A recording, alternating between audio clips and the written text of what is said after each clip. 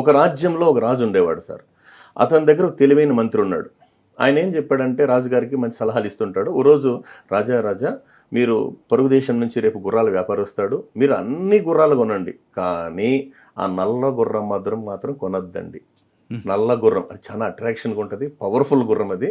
నేను దయచేసి చెప్తున్నాను, నా గుర్రము నల్ల గుర్రం కొనొద్దు అని చెప్పి వెళ్ళిపోతాడు సార్. ఒకవేళ మళ్ళీ వచ్చాడు, మీరు కొన్నారే అనుకో, దాన్ని ఒక పక్కన కట్టేసి మేతేయండి, స్వారీ మాత్రం చేయొద్దండి. ఒకవేళ మీరు చేశారే అనుకో, తూర్పు ఉత్తరం పడమర అంటే 3 దిక్కులకి వెళ్ళండి, దక్షిణం వైపు మాత్రం వెళ్ళొద్దండి. ఒకవేళ మీరు వెళ్ళారే అనుకో, అక్కడ అందమైన అమ్మాయిలు ఉంటారు, చూడొద్దండి. ఒకవేళ చూసారే అనుకో, లవ్లో మాత్రం పడొద్దండి. పడ్డారే అనుకో, పెళ్లి మాత్రం చేసుకోవద్దండి. చేసుకున్నారే అనుకో, పెళ్ళాం మాట వినొద్దండి. ఇది అయ్యే పనేనా సార్? జరగదు. ఆ గుర్రం కొండవు ఎందుకు అంటే అలవాటుని ఫస్ట్ సాలెగూళ్ళలా ఉన్నటువంటి అలవాట్లు ఇనుప సంఖ్యలుగా మారేదానికి ఒక సంబంధించినటువంటి ఒక చిన్న మోరల్ స్టోరీ సార్ ఇది. మరుసటి రోజు గుర్రాలు వచ్చాయి. ఆయన రాజు కదా సార్, కొంత ఇగో ఉంటుంది. మంత్రి చెప్పాడు, నేనెవరిని, కింగ్. అన్ని గుర్రాలు చూశాడు, కానీ చూపంతా దేని మీద ఉంది, నల్ల గుర్రం. కొనేయి, ఎంత అన్నగానే కొను, తగ్గడం లేదు. తర్వాత ఏమైంది, కట్టేసి పెట్టారు. మ్యాచ్ చూశాడు, ఒకసారి రైడ్ చేస్తే పోలే అన్నాడు. ఈ పోయే స్పీడ్కి ఏమైందంటే సార్, ఈ 4 కూడా వెళ్ళిపోయింది తెలియదు. పోతా మన చూపు ఏమైంది, అందమైన అమ్మాయిలో ఇవ్వబడింది, లవ్లో పడ్డాడు, పెళ్లి చేసుకున్నాడు. నేను పెళ్ళం మాట వింటానా అన్నాడు. ఒకనొక సందర్భంలో ఏమండి, మనం 10 మంది కొంతమంది పండితులకి ఎవరికన్నా 10 మందికి భోజనం పెడదాం అని చెప్పింది. ఆ 10 మందికి మంచి పరే కదా సార్, 10 మందికి భోజనం పెట్టడం అంటే మంచి విషయమే కదా. ఆ 10 మందికి ఆహ్వానిస్తారు, ఇది మంచి విషయమే, భార్య చెప్పింది, ఏం చేద్దామని పిలిపిస్తాడు. ఆ అన్నం పెట్టే క్రమంలో ఒక యువకుడు ఏం చేస్తాడంటే రాణిగారి మీద కన్నేస్తాడంట. అంటే నా ఇంటికి వచ్చి నా కూడు తిని నువ్వు అంటే మా ఇంట్లో స్త్రీ మీద నువ్వు కన్ను వేస్తావా అని చెప్పి వాడిని అక్కడే స్పాట్లో అతను తల తీసేస్తాడు.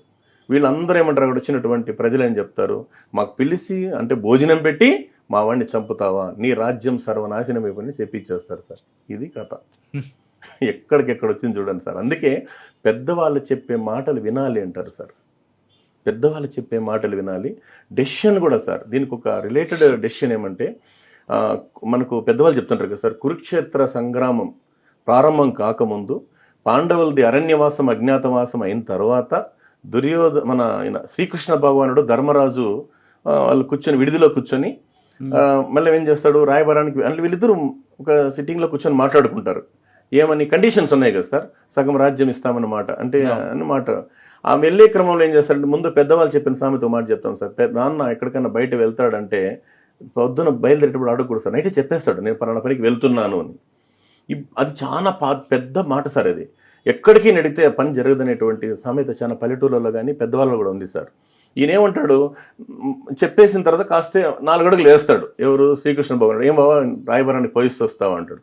ఒక 4 feet వెళ్ళంగానే ధర్మరాజు బావా ఆగు అంటాడు. ఏం బావా అంటాడు. నువ్వు పోయే పని అవుతుందా బావా అన్నాడు. ఇంకేడవుతుందబ్బా, ఇప్పుడే నువ్వు అపశకునం పలికినావు, అశుభం పలికినావు అంటాడు.